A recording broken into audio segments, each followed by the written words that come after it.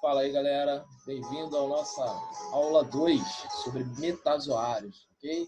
Nossa primeira aula foi sobre os conceitos iniciais e agora essa videoaula é para falar dos primeiros dois filos dos metazoários, ok?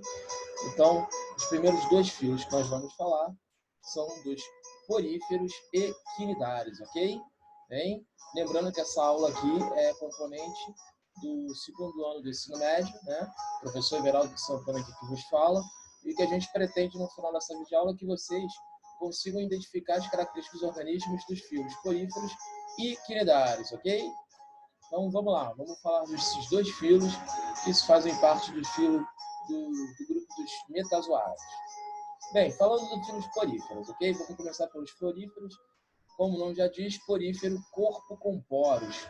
São animais filtradores, ou seja, vão tirar o seu alimento de processo de filtração.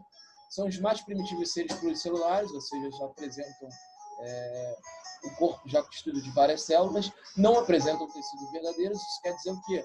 Eles têm umas células especializadas que vão fazer vários tipos de funções, por isso nós não podemos dizer que é um tecido verdadeiro.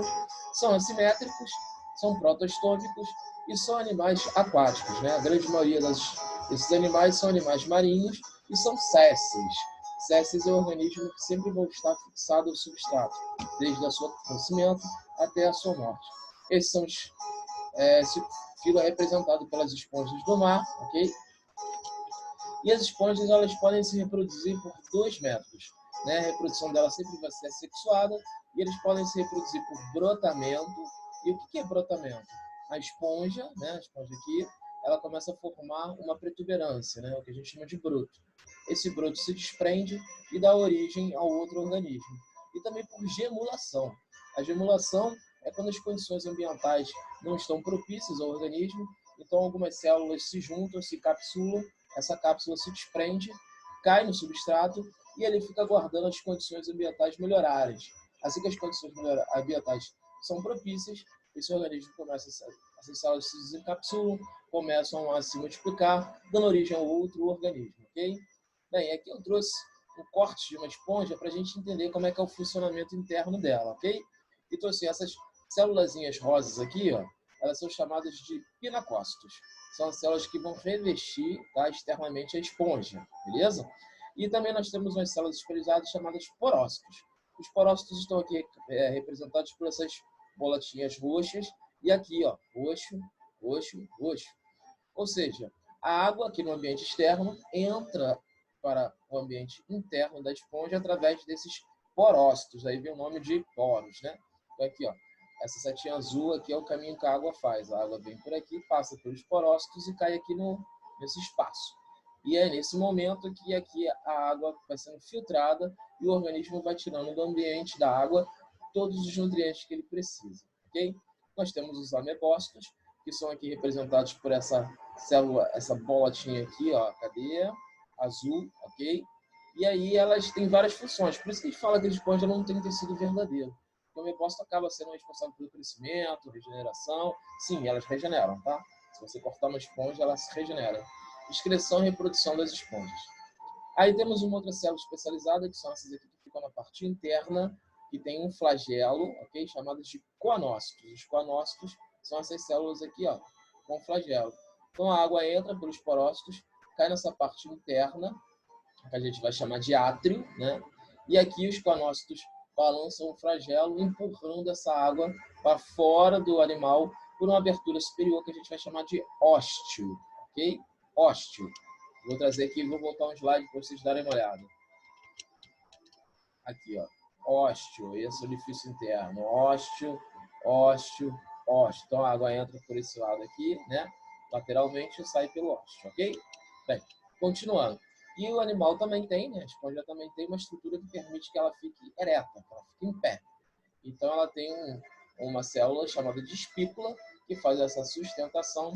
E essas espículas elas são formadas, né? São células formadas por silica ou carbonato de cálcio, uma resistência para que esse organismo fique em pé, ok? Bem, avançando aí para o filo dos quinidários, o próximo filo, né? Filos quinidários, o nome quinidários quer dizer tentáculos na boca. E aí pausa, porque quando a gente fala tentáculos na boca, a gente sempre associa ao Lula, ao polvo, né? Não, não. Lula e polvo não tem nada a ver com os quinidários, tá? Quinidários é tentáculos na boca. Lula e polvo apenas têm tentáculos, porém não na boca. Eles participam de outro filo chamado de molusco, nós vamos ver um pouco mais à frente, tá? Então, quinidários também são conhecidos como selenterados, né? São os primeiros a terem tubo digestório completo, ou seja, boca e ânus e orifícios diferentes. Respiração e circulação e excreção é por difusão, ou seja, célula a célula, você ainda não tem nenhum órgão, nenhum aparelho responsável por cada uma dessas funções. Alguns organismos apresentam carapaça ou esqueleto calcário, né, que é o caso dos corais, nós vamos falar um pouco mais à frente. Assimetria radial, eles são diblásticos e protostômicos, ok? E são os primeiros organismos a apresentar um sistema neural, né? Em que sentido? Esses organismos conseguem responder a estímulos, ok? Então eles já têm uma reação para estímulos externos, tá? E eles podem ser sésseis, né? Que é o caso do coral, né? E do coral de fogo, e também eles podem ser móveis, que é o caso da água-viva e também da caravela, ok? Bem, e aqui existem duas formas, né, de corpo dos quinidários. Essa fórmula que é chamada de pólipo, né, forma aqui. Esses pólipos eles são sésseis, então eles ficam grudados no substrato. Aqui você tem a boca, para onde o alimento entra, e nessa estrutura aqui interna, chamada de cavidade gastrovascular, o nutriente é digerido. E aqui ficam os tentáculos em volta da boca, entendeu? Por isso que são tentáculos na boca. Então, o pólipo, ele é séssil. Já o formato de medusa, ele é livre, ele nada, tá? Então, a medusa, também a boca, só que a boca fica na parte ventral, né? No caso aqui do pólipo, fica na parte dorsal, na parte de cima. O alimento entra aqui pela boca e é digerido nessa cavidade aqui gastrovascular. Então, pólipo e medusa, séssil e móvel, ok? Bem, outra coisa interessante para falar dos quinidários é que eles têm um artifício de captura de presa, ok? Todo mundo acha que é defesa, mas não é. Captura de presa. Quem nunca foi, né, ou quem nunca conhece alguém que foi queimado por uma água-viva em algum banho de mar, né? Então, essa queimação, né, é uma estrutura de captura de presa. Elas têm aqui nos tentáculos, tá? Uma estrutura, né? Estrutura formada por várias células, chamadas de quinidócitos. Esses quinidócitos é um conjunto, que são várias células, tá? E o nome dessas células que compõem o quinidócitos chamadas de quinidoplastos, tá? Quinidoplastos. Aqui está a representação de um quinidoplasto. Então, aqui, essa partezinha aqui é um gatilho. Encostou aqui, esse gatilho, essa parte interna, chamada de nematocisto, é disparada. Certo? Então, é como se fosse aqui um funil com um chicote. Encostou, esse funil infla e o chicote ele é disparado para o lado externo. Tá aqui a representação desse chicote, tá? Esse chicote ele entra em contato com o corpo da vítima e injeta dentro da vítima uma descarga de líquido tóxico, o que vai causar sensação de queimadura em nós, né? Mas um peixe de pequeno porte pode ser neutralizado ou até mesmo morto por essa descarga. E aí os tentáculos vão encaminhando o corpo da vítima até a boca da água-viva, onde lá ela é digerida, ok? Bem, outra coisa interessante para falar sobre esse filo é que eles têm uma peculiaridade chamada de alternância de gerações, ou metagênese. O que é isso? Eles têm uma reprodução onde eles vão ter uma fase assexuada e uma fase sexuada. Vamos lá. Aqui tem um esquema da alternância de gerações, tá? Da água-viva. Então, vamos começar por aqui. Aqui eu tenho um pólipo. Né? Um pólipo a gente já viu que é séssil. Esse pólipo começa a se fragmentar, ok? E um fragmento, ele é solto. No que ele é solto, ele passa de ser pólipo de séssil para virar medusa, vida livre.